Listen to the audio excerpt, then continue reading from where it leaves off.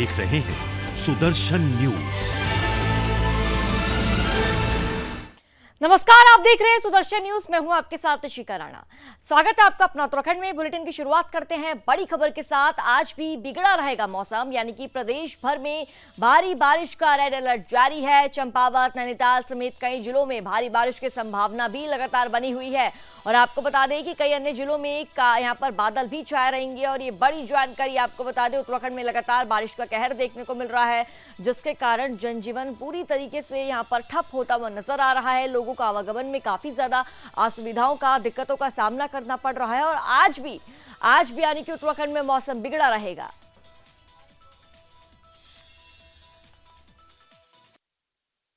दिए गए हैं सर, और किस तरह के साथ नजर रख रहे हैं सर? प्रत्येक वर्ष इस बरसात मानसून के समय में हमारे यहाँ पर हमें हर साल आपदाओं का सामना करना पड़ता है। अतिवृष्टि के कारण भूस्खलन है, नदियों के जल स्तर बढ़ते हैं, लगातार कई नदी नाले अपना मार्ग बदल देते हैं। उसके कारण से काफ़ी आपदाओं का सामना हर वर्ष जो हमारा होता है, उसके लिए चूँकि ये मौसम आते ही हम लोग पूरे अलर्ट मोड में होते हैं। सभी जिलाधिकारियों को, सभी हमारे आपदा प्रबंधन से लगे हुए लोगों को, जितने भी अधिकारीगण, कर्मचारीगण जो भी इस काम को कर रहे हैं, उन सभी को अलर्ट मोड में रहने के लिए कहा है। और किसी भी स्थिति से निपटने के लिए जो हमारी अन्य संस्थाएं काम कर रही हैं, इसमें एनडीआरएफ है, एसडीआरएफ है, आईटीबीपी के लोग हैं, सेना के लोग हैं, हमारा पीडब्ल्यूडी डिपार्टमेंट है, सभी एक दूसरे से तारतम्य करते हुए, समन्वय बनाते हुए जो भी स्थिति आएगी उस स्थिति का सामना करेंगे, उस स्थिति में लोगों को सहायता करेंगे। सर, इधर ऑरेंज अलर्ट भी जारी किया गया है, यात्रा भी चल रही है सर, कहीं ना कहीं बहुत बड़ी जिम्मेदारी हो जाती है सर। आप खुद इस पे नज़र बनाए हुए हैं सर, किस तरीके से और क्या क्या? चार धाम यात्रा पर आने वाले सभी यात्रियों से भी हमने अनुरोध किया है कि मौसम के अलर्ट होने के कारण से जब तक मौसम की ठीक प्रकार की जानकारी और मौसम ठीक रहने का जब तक न हो, तब तक अपनी यात्रा को चूँकि चलने से पहले, यात्रा करने से पहले इसको ज़रूर अपना संज्ञान ले लें, जानकारी ले लें, उसके बाद ही यात्रा करें। चूँकि कांवड़ यात्रा भी चल रही है, कांवड़ यात्रा के लिए भी चूँकि हरिद्वार में अनेकों स्थानों पर वहाँ भी बारिश हो रही है, उसके बावजूद प्रशासन हर स्थिति में सभी पर नज़र बनाए हुए है, सभी स्थितियों को देख रहा है। सर, तमाम डीएमओ को भी आपने निर्देश दिए हैं कि वो बिल्कुल अपने जिले में सतर्क रहें, और सभी जिलाधिकारियों को आपस में अपने ज़िलों पर पूरी तरह से निगरानी रखने के लिए, सतर्क रहने के लिए हर समय, चूँकि एक दूसरे से सबका कनेक्शन भी बना रहे, संवाद भी बना रहे, संचार के माध्यम भी ठीक रहें, किसी प्रकार की दवाइयों की कमी न होने पाए, किसी प्रकार खाद्यान्न की जो कमी न होने पाए, और जो नदी नाले हैं वो समय समय पर उन पर सब पर निगरानी रखी जाए।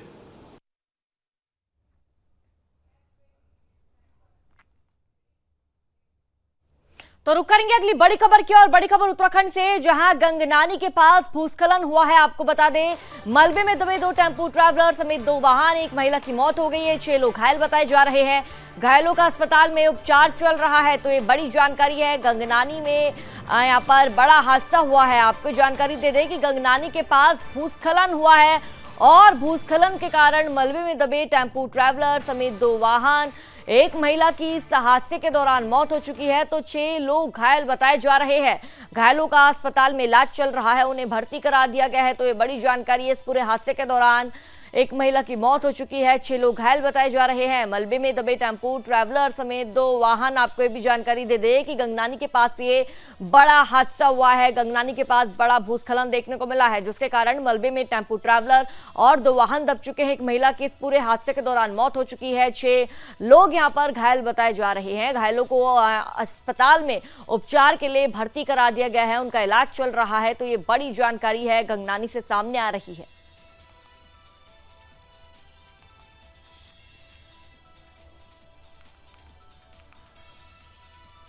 तो बड़ी जानकारी, इस वक्त की बड़ी खबर, गंगनानी के पास भूस्खलन हुआ है। आपको जानकारी दे दें कि एक महिला की मौत भी हो चुकी है, 6 लोग घायल बताए जा रहे हैं। और साथ ही आपको जानकारी दे दें कि यहाँ पर उनका इलाज चल रहा है, उनको अस्पताल में भर्ती करा दिया गया है।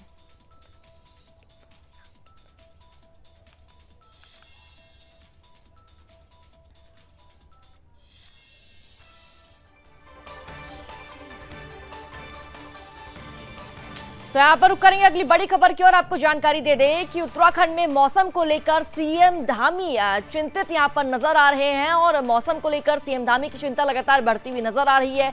और आपको जानकारी दे दें कि मौसम को लेकर सीएम धामी की ये बैठक काफी ज्यादा खास और महत्वपूर्ण यहाँ पर मानी जा रही है। तो मौसम को लेकर कहीं ना कहीं उत्तराखंड में प्रशासन द्वारा अलर्ट मोड पर लोगों को रहने के दिशा निर्देश भी दिए हैं। यहाँ पर प्रशासन द्वारा लगातार जनता से अपील की जा रही है, अगर आवश्यक कार्य हो तभी घर से बाहर जाए, वरना घर से बाहर नहीं निकले, क्योंकि लगातार उत्तराखंड में मौसम काफी ज्यादा खराब बना हुआ है। लगातार उत्तराखंड में बारिश देखने को मिल रही है। मौसम विभाग द्वारा बारिश को लेकर रेड अलर्ट भी जारी कर दिया गया है, जिसके बाद मुख्यमंत्री पुष्कर सिंह धामी एक्शन और एक्टिव मोड में नजर आ रही है।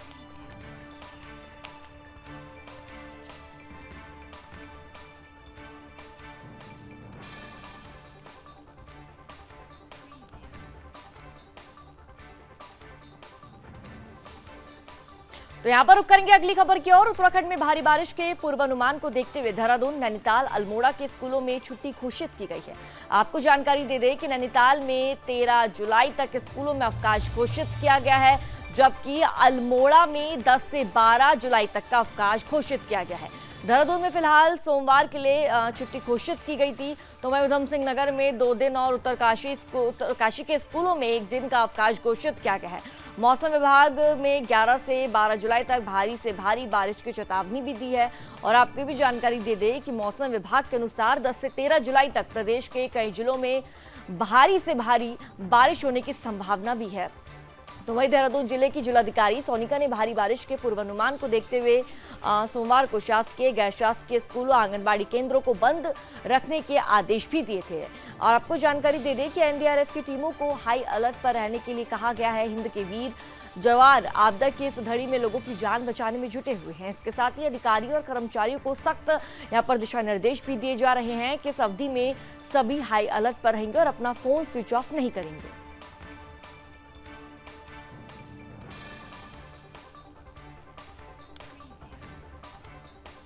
उत्तराखंड के पूर्व कैबिनेट मंत्री मदन कौशिक एक निजी कार्यक्रम में शिरकत करने मसूरी पहुंचे, जहां पर उन्होंने बीजेपी कार्यकर्ताओं ने उनका जोरदार स्वागत भी किया। पत्रकारों से वार्ता करते हुए मदन कौशिक ने कहा कि राजस्थान की एक कंपनी की तरफ से मसूरी में कार्यक्रम रखा गया है, जिसमें वो शिरकत करने के लिए पहुंचे थे।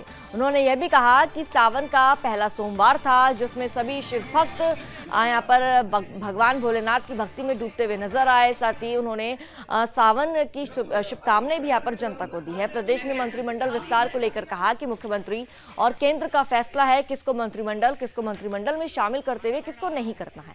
और साथ ही उन्होंने यह भी कहा कि कांवड़ यात्रा को लेकर सरकार पूरी तरीके के साथ तैयार है। इस बार पहले के मुकाबले अत्यधिक कांवड़ यात्री हरिद्वार पहुंच रहे हैं। स्वयं मुख्यमंत्री की तरफ से कांवड़ यात्रा को लेकर की गई तैयारियों की समीक्षा भी लगातार की जा रही है।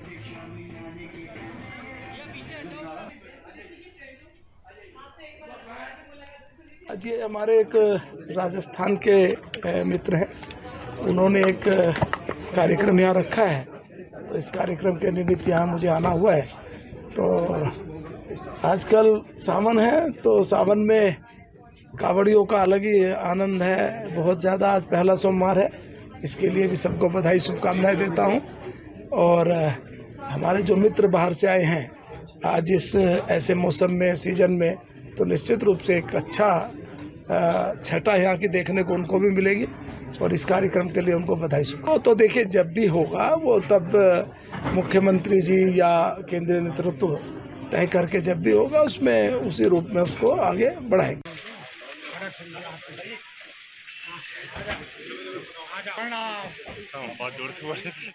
उत्तराखंड के उधम सिंह नगर में स्नातक स्तरीय भर्ती परीक्षा शांतिपूर्वक संपन्न हुई। जिलाधिकारी उदयराज सिंह ने भर्ती परीक्षा को शांतिपूर्ण संपन्न कराने के लिए खुद मोर्चा संभाला और बारिश के बावजूद जिलाधिकारी ने विभिन्न सेंटरों का औचक निरीक्षण कर व्यवस्थाओं, एग्जाम सेंटर का जायजा लिया। उन्होंने निरीक्षण के दौरान अभ्यर्थियों से कक्ष में लिफाफे और पेपर सील के बारे में विस्तार से जानकारी तक ली। जिलाधिकारी ने भर्ती परीक्षा कुशलतापूर्वक संपन्न होने पर भर्ती परीक्षा में लगाए गए समस्त अधिकारियों और कर्मचारियों को बधाई भी दी।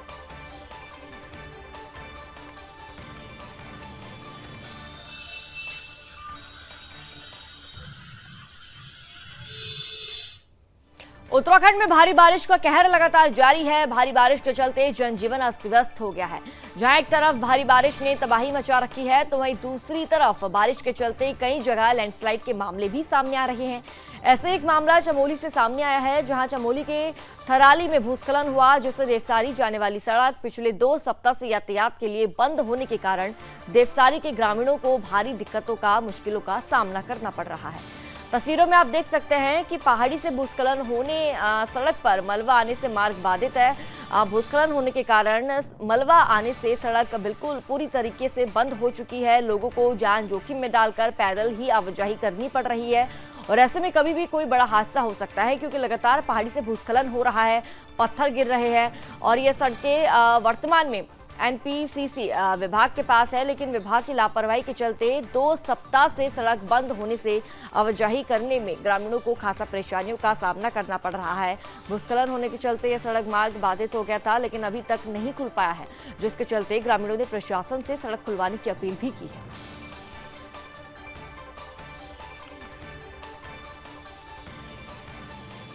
हल्द्वानी में इन दिनों टमाटर के मूल्य बढ़ने से पूरे देश में टमाटर चर्चा का विषय बना हुआ है। हल्द्वानी में टमाटर उत्पादन को लेकर किसान मानते हैं कि किसानों तक अभी भी सही मूल्य नहीं पहुंच पाता है। साथ ही किसानों का यह भी मानना है कि बेमौसम बारिश होने से टमाटर की फसल बर्बाद हो गई है, जिससे कि उत्पादन कम होने से टमाटर मूल्य बढ़ गए हैं।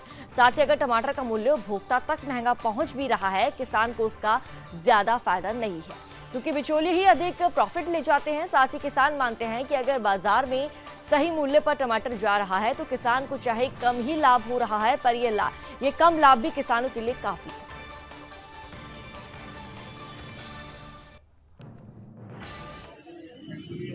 अभी तो 150 रुपए किलो, 120 रुपए किलो टमाटर हो रहा, इसमें हमको क्या फायदा है ना। अब अभी तो इतना हो रहा, अब हम टमाटर लगाते हैं, हम तो खाली पीट जाते हैं। 1000 रुपए 1200 पैकेट आता है, वैसे खाद है, वैसे जुताई है, सब दवाई है। कि हमारा क्या होता है, हमारा क्या जाता है वो 5 रुपए किलो, तो उसमें तो सारा या आरती बिचौलिया ही खा जाते हैं ना, उसमें हमको क्या फायदा। हम तो खाली पीट गए, हमारा तो खाली है, खाली वो हो गया। वह सभी कुछ में वैसे ही ठहरा, सब किसान ऐसे ही मर गया, तो क्या फायदा हमारा। किसान करे हुए भी तो कोई फायदा नहीं है, खाली हुआ ये खेती करना हुआ, ये खाली हुआ, तो बिचौलिए ही लोग खा जाते हैं। बेमौसमी बारिश के वजह से थोड़ा टमाटर की फसल को नुकसान तो हुआ ही है। कहीं पर जो उत्पादन हो रहा था वो भी खत्म हुआ है, तो इसकी वजह से थोड़ा महंगाई है टमाटरों में। जो टमाटर पहाड़ों को होता था वो बारिश की वजह से खराब हो चुका है, इसकी वजह से थोड़ा महंगा है टमाटर। ऐसा जो पहाड़ों से जो टमाटर आ रहा है, तो आड़ती तो उनको कम दामों में खरीद रहा है और किसानों को उसका लाभ नहीं मिल पा रहा, और जो फुटकर व्यापारी हैं वो अधिक दामों में बेच रहे हैं टमाटर। तो उत्तराखंड में लगातार भारी बारिश का कहर देखने को मिल रहा है और ऐसे में विकास नगर में लगातार भूस्खलन की खबरें सामने आ रही है। विकास नगर में यहां पर भूस्खलन हो गया है, जिससे कि मार्ग भी बाधित हो गया है। लोगों को काफी ज्यादा असुविधाओं का, दिक्कतों का सामना करना पड़ रहा है। लगातार उत्तराखंड में भारी बारिश का कहर नजर आ रहा है और आपको बता दें कि इस बारिश के कारण पर्यटकों को भी काफी असुविधाओं का, दिक्कतों का सामना करना पड़ रहा है। तो चलिए यहाँ पर रुक करेंगे अगली खबर की ओर। देवभूमि उत्तराखंड में लकड़ी तस्करों पर लगातार कार्रवाई जारी है। इसी कड़ी में लालकुआ तराई पूर्वी वन प्रभाग हल्द्वानी गोला रेंज की वन विभाग टीम ने पिछले 8 महीनों में अवैध खनन व लीसा तस्करी और लकड़ी तस्करों के खिलाफ बड़ी कार्रवाई करते हुए 1.5 दर्जन से अधिक वाहनों को सीज कर उनसे 12 लाख से अधिक का जुर्माना वसूल किया है। तो वहीं वन विभाग की इस कार्रवाई से उक्त तस्करों में हड़कंप मचा हुआ है। बता दें कि तराई पूर्वी हल्द्वानी गोला रेंज के वन क्षेत्र अधिकारी चंदन सिंह अधिकारी के नेतृत्व में वन विभाग की टीम लगातार अवैध खनन व लीसा तस्करी और लकड़ी तस्करों के खिलाफ कार्रवाई करती आ रही है। वन विभाग की टीम ने पिछले 8 महीनों में 1.5 दर्जन से अधिक वाहनों को सीज कर उनसे 12 लाख रुपए तक का जुर्माना वसूल किया है।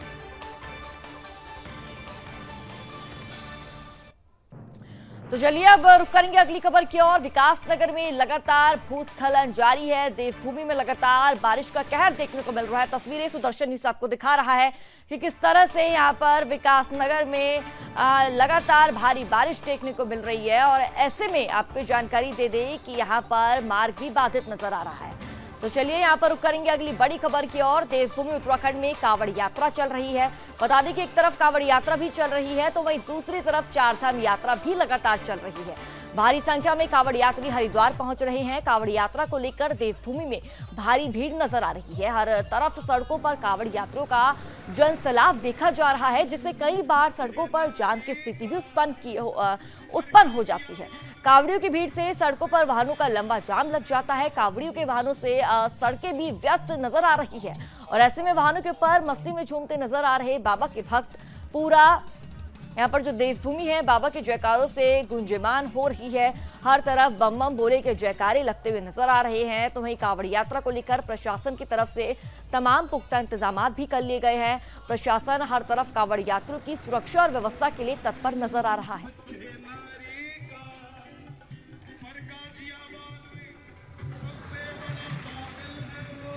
तरीके के स्ट्रेटेजिक पॉइंट्स जो होते हैं लैंडस्लाइड प्रोन जोन्स, उनमें हम अपनी जेसीबीज और अर्थ मूविंग मशीन्स को डिप्लॉय करके रखते हैं। तो सिमिलरली अभी भी जैसा एक जेसीबी काम कर रही है तो प्रॉम्प्ट एक्शन करते हुए एनएचए से खुलवाने की कोशिश कर रहा है। तो यही हमारे अरेंजमेंट्स रहते हैं ताकि बिना किसी परेशानी के हम यात्रियों को या यातायात को सुचारू कर सकें। डीएम साहब, जैसे कि जो हमारा चार धाम यात्रा है ये एक सभी जनपदों के संयुक्त प्रयासों से चलता है। देखने को मिल रहा है कि जहाँ जहाँ हमारे डेंजर पॉइंट हैं वहाँ पे सुरक्षा की अभी कोई माकूल व्यवस्था नहीं दिख रही है। जो भी लैंडस्लाइडिंग जोन होते हैं वहाँ हम मेनली अपने जेसीबी डिप्लॉय करते हैं और क्रॉनिक लैंडस्लाइड पॉइंट पे हमारे वॉचर्स और ट्रैफिक रेगुलेशन के लिए पुलिस रहती है, जैसे शिरोबगढ़ या लामबगढ़ जैसे जो एरिया हैं। तो इसी लाइन पे अभी जो कंडीशन है। लालकुआ विधानसभा क्षेत्र के अंतर्गत गोलापार स्थित पाक जाला में भूमाफियाओं की तरफ से तराई पूर्वी वन प्रभाग हल्द्वानी की गोला रेंज में पट्टों की आड़ में की गई सरकारी आरक्षित वन भूमि की खरीद फरोख्त के मामले में वन विभाग ने सख्त कार्रवाई की। वन विभाग ने कार्रवाई करते हुए 10 भूमाफियाओं के खिलाफ मुकदमा दर्ज कर बागवाला क्षेत्र में लोगों का भौतिक सत्यापन शुरू कर दिया है, जिसमें वन विभाग की एक टीम कार्य कर रही है। इधर वन विभाग की तरफ से कार्रवाई से भूमाफियाओं में हड़कंप मचा हुआ है। तो वही मामले की जानकारी देते हुए गोला रेंज के वन क्षेत्र अधिकारी चंदन सिंह ने बताया कि 1978 में वन विभाग की तरफ से बागज्वाला क्षेत्र में कुछ परिवारों को 64 पट्टे आवंटित किए गए थे, जिनकी अवधि सन 2008 में समाप्त हो गई थी। जिसके बाद वन विभाग की तरफ से सभी पट्टों के नवीकरण को लेकर कई परिवारों को नोटिस भी दिए गए थे, लेकिन पट्टों के नवीकरण न करते हुए कुछ भूमाफियाओं ने वन भूमि पर खरीद फरोख्त कर शुरू कर दी। साथ ही भूमाफियाओं की तरफ से 10 रुपए के स्टैंप वन भूमि को बेचा गया, जिससे भूमाफियाओं को हर महीने लाखों रुपए की काली कमाई हो रही है। मामले का खुलासा एक व्यक्ति के शिकायत के आधार पर हुआ है। फिलहाल 10 लोगों के खिलाफ पुलिस ने मामला दर्ज कर लिया है। फिलहाल मामले में आगे की जांच भी चल रही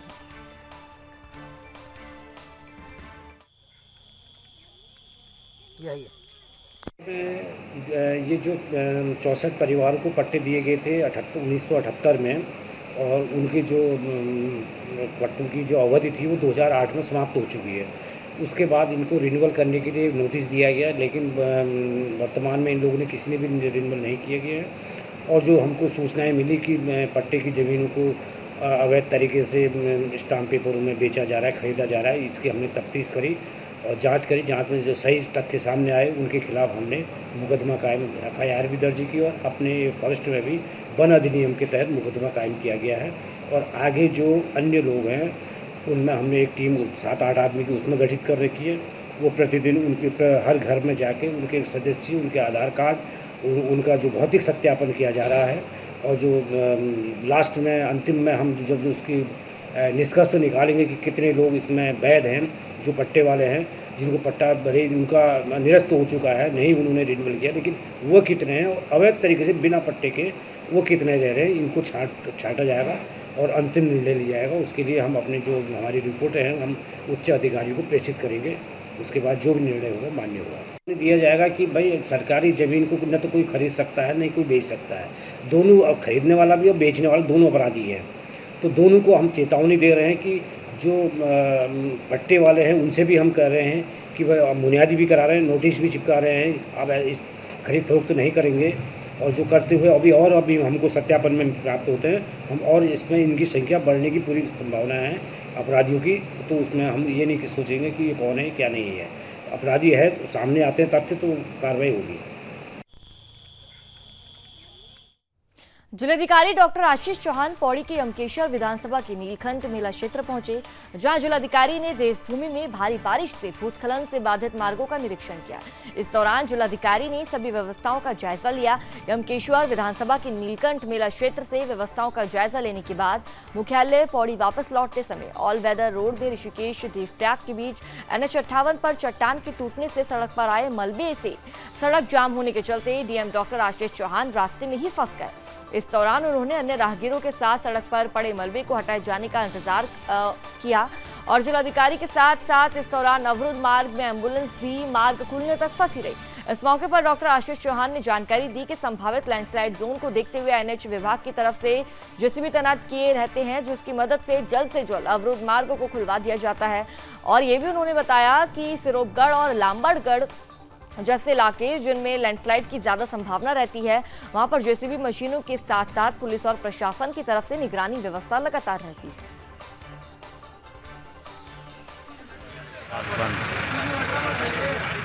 तरीके के स्ट्रेटेजिक पॉइंट्स जो होते हैं लैंडस्लाइड प्रोन जोन्स, उनमें हम अपनी जेसीबीज और अर्थ मूविंग मशीन्स को डिप्लॉय करके रखते हैं। तो सिमिलरली अभी भी जैसा एक जेसीबी काम कर रही है तो प्रॉम्प्ट एक्शन करते हुए NH से खुलवाने की कोशिश कर रहे हैं। तो यही हमारे अरेंजमेंट्स रहते हैं ताकि बिना किसी परेशानी के हम यात्रियों को या यातायात को सुचारू कर सकें। डीएम साहब, जैसे कि जो हमारा चार धाम यात्रा है, ये एक सभी जनपदों के संयुक्त प्रयासों से चलता है। देखने को मिल रहा है कि जहाँ जहाँ हमारे डेंजर पॉइंट हैं वहाँ पे सुरक्षा की अभी कोई माकूल व्यवस्था नहीं दिख रही है।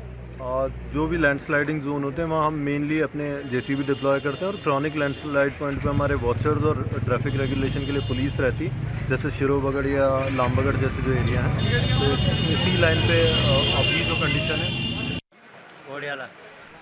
उत्तराखंड में भारी बारिश का कहर लगातार जारी है। बारिश के चलते लोगों का जनजीवन अस्त व्यस्त हो गया है। भारी बारिश के चलते जगह जगह जलभराव भी हो गया है, जिससे लोगों को आवाजाही में काफी ज्यादा परेशानियों का सामना करना पड़ रहा है। ऐसे में बीजेपी के कार्यकर्ता और बीजेपी प्रदेश कार्यकारिणी सदस्य खटीमा में स्थानीय लोगों से मिलकर उनका हालचाल जानने पहुंचे। साथ ही बरसात में जलभराव, टूटी नालियां, सड़कें, बिजली पोल की विभिन्न वार्डों में समस्याएं भी उन्होंने देखी। प्राथमिकता के आधार पर निवारण करने के लिए अधिकारियों से बातचीत भी करते हुए नजर आए।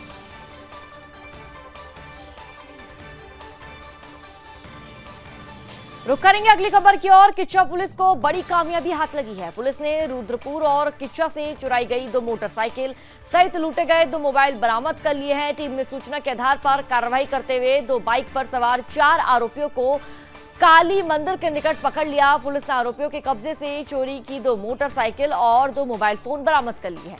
पुलिस क्षेत्र अधिकारी ओम प्रकाश शर्मा ने मामले का खुलासा करते हुए बताया कि आरोपियों की तरफ से चोरी की मोटरसाइकिल से मोबाइल छीनने की घटनाओं को अंजाम लगातार दिया जा रहा था। फिलहाल पुलिस ने चारों आरोपियों के खिलाफ मुकदमा दर्ज कर लिया है और आगे की कार्रवाई चल रही है।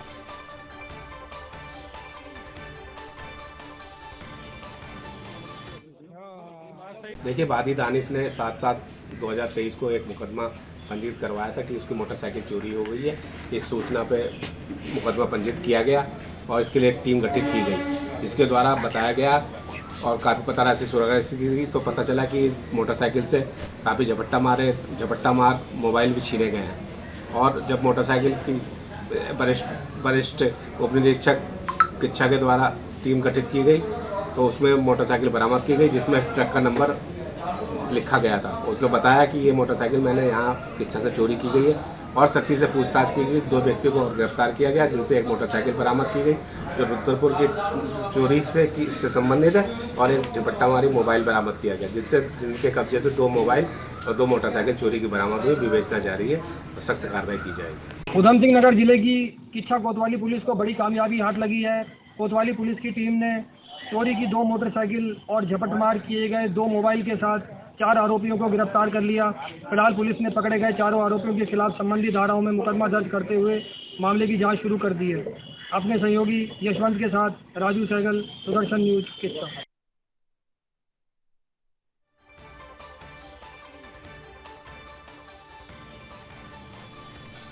मसूरी धनौल्टी रोड राष्ट्रीय राजमार्ग पर भारी लैंडस्लाइड हो गया।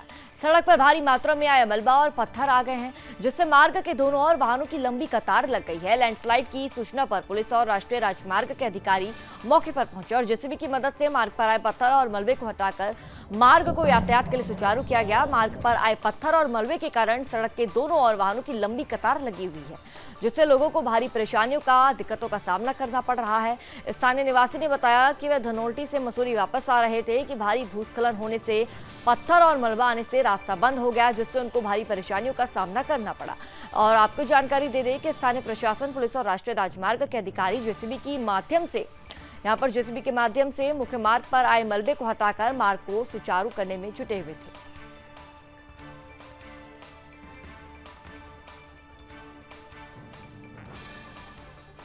रामनगर में वन विभाग और वन निगम की नाराजगी थमने का नाम नहीं ले रही। लगातार वन निगम के अधिकारी वन विभाग के अधिकारियों पर उत्पीड़न, गलत तरीके से कार्रवाई करने का आरोप लगा रहे हैं। दरअसल मामला पेड़ों के अवैध कटाव से जुड़ा हुआ है। वन विभाग ने वन निगम को यूकेलिप्टस काटने की परमिशन दी थी। इस परमिशन के बीच माफियाओं ने चोरी छुपे जंगल से पेड़ों को काटना शुरू कर दिया, जिसकी सूचना मिलते ही डीएफओ प्रकाश चंद्र आर्य ने ऐसे माफियाओं के खिलाफ कार्रवाई तो की है, साथ ही माफियाओं के साथ साठगांठ और सरकार को राजस्व का चूना लगाना, साथ ही अपने फर्ज के प्रति लापरवाही बरतने को लेकर वन निगम के खिलाफ जुर्माना भी डाला गया, जिसके बाद निगम बुरी तरह बौखलाया हुआ दिखाई दे रहा है। वह आपको जानकारी दे दें कि वन निगम के अधिकारी अपने ऊपर लगाई गई पीढ़ी को गलत बता रही है और वन निगम के अधिकारियों का कहना है ना तो निरीक्षण हुआ और ना ही पक्षों के द्वारा पर सुना गया। जल्दबाजी में पीढ़ी निकालना वन निगम को प्रताड़ित करना है और हमें यह पीढ़ी स्वीकार नहीं है।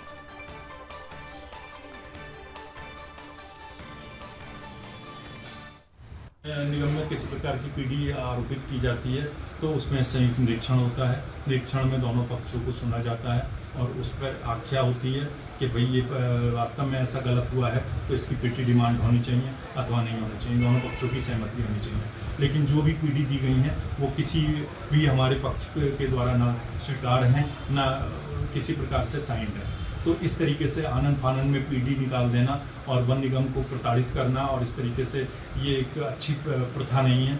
इस तरीके से मनोबल गिरता है, कर्मचारियों को हतोत्साहित होते हैं और कर्मचारी कार्य के प्रति जो है उदासीन होते हैं। तो इस तरीके की प्रवृत्ति को रोक लगनी चाहिए और पीढ़ी के प्रति ये पीढ़ी का डंडा हमारे कर्मचारियों को नहीं दिखाए। ये तो अब उनका वर्जन है कि वो कह रहे हैं कि मनोबल तोड़ना, अगर उनको माल चोरी हुआ वन निगम की लॉट से या वन निगम की लॉट के अगल बगल में अगर पातन हुआ है तो वो उनकी जिम्मेदारी है। वो जो वन निगम संहिता है उसमें स्पष्ट रूप से लिखा है कि वन निगम अगर जिस लॉट में वन निगम काम कर रहा है उसके चारों तरफ अगर कहीं पर अवैध पातन पाया जाता तो उसकी जिम्मेदारी वन निगम की होगी। उसी संहिता के आधार पर इनके ऊपर पीढ़ी डाली गई है। इसमें कोई अलग से कोई ऐसा नहीं है कि उनको ज़बरदस्ती परेशान करने की नीयत से या किसी अन्य कारण की वजह से हमने उनको पीढ़ी उनके ऊपर पड़ी आरोपित की गई है। पीढ़ी नियमानुसार ही पीढ़ी पड़ी है और उसमें कोई अन्य कोई कारण नहीं है। अब ये तो उनकी अपनी समझ है, इसमें मैं कुछ नहीं कह सकता क्योंकि पीढ़ी ऐसा कभी होता नहीं है कि एक ही पीढ़ी पड़े या साल में एक ही पीढ़ी पड़े, ऐसा कोई नियम नहीं है। जितनी बार गलती करेंगे ये लॉटों में जितनी बार ये गलती करेंगे उतनी बार पीढ़ी पड़ेगी। ऐसा कहीं नहीं होगा कि इससे पूर्व में भी एक ही साल में 4-4, 5-5 बार पीढ़ियाँ पड़ी हैं और बड़े अमाउंट की पीढ़ी पड़ी है। ये इनका ये कहना है कि इतिहास में पहली बार पीढ़ी पड़ रही है, इनको शायद इतिहास का ज्ञान नहीं है। तो इसलिए इसमें बहुत ज़्यादा मैं आगे इसको कहना ठीक नहीं समझता हूँ। अब जो भी है वो प्रकरण क्योंकि विभागीय है इसलिए इसको कैमरे पे बहुत ज़्यादा इसको कहना वैसे भी उचित नहीं है। तो जो भी होगा क्योंकि हमने उनके ऊपर पीढ़ी आरोपित कर दी है उसका जवाब। तो फिलहाल इस बुलेटिन में इतना ही। देश और दुनिया से जुड़ी बड़ी खबरों को देखने के लिए सुदर्शन न्यूज देखते रहिए। जय हिंद।